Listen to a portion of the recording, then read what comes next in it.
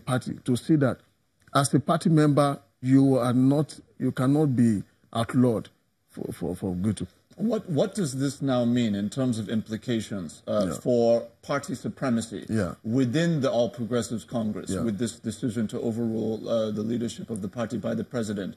When you look at not just the court cases now, but even setting a precedent for future situations that may arise, that individuals within your party will now say, look, we don't have to abide by whatever it is, whatever directives are coming from the national leadership, because we can essentially go to court and have the judiciary rule on our internal affairs. I mean, what are your thoughts on that? My thought is that the Constitution of the Federal Republic of Nigeria is supreme to every other constitution, including the party constitution.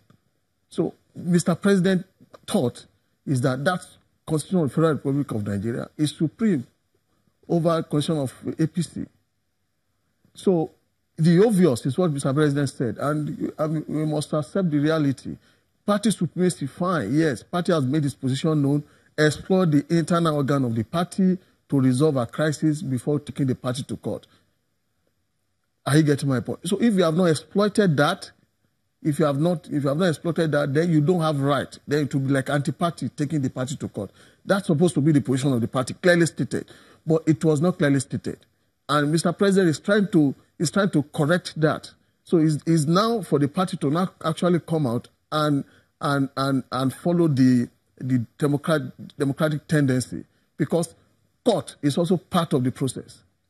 Seeking court result is also part of the process. I want to be sure I'm understanding this point very clearly. Yeah. Are you saying that after these... Okay, so we understand that this warning was given at the time when the reconciliation committees in the various zones were being constituted. Yeah.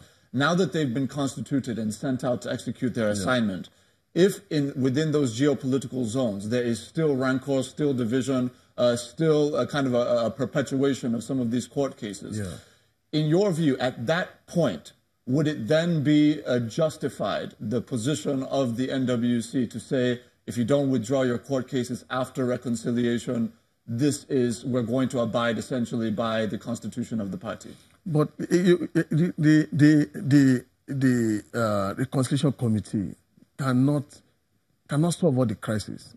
It's such obvious that they will try their best to reconcile. They will try their best to appeal to some minds to say, okay, we know you have been cheated, you know the process has not been fair to you. For the interest of this party, can you please calm down? The future is still there. We are still in the same family. We're still going to work together. Some people may abide, okay, because the personality that visited me to appeal to me, I am going to withdraw my case. I will support the candidate of the party. Let's move forward. You are going to have such successes across the length and breadth of this country. But you see, I'm going to have some people who felt deeply cheated, that they will say, no, I'm not going to abide by the Reconciliation Committee. You cannot stop them. It's within their right to say, no, I'm not convinced enough why I should continue with the process without going to court. So you should give those people their right too. Yes. When you talk about the issue of political management, in recent times, this most recent decision by President Buhari to overrule the leadership of the party reminds some critics. It's not overruling. No, but this is the notion that is there. Whether you want to use that is selling caveat for whether you want to use that word or not. Let's just say his position is at variance with what we have heard from the NWC. Okay. They link that back to the 10-year elongation issue of the former leadership of the party under Chief John Oyegun, when the NEC had taken a position, and then of course the president said, I'm not quite comfortable with this. We need to go through a convention, etc. In your view, at what point does the president's kind of moral composition, his thinking, impact on the internal political dynamics of the party and the ability of the party to find stability? Is it becoming expensive? These stands that he takes, potentially against or at variance with the leadership of the party at various times.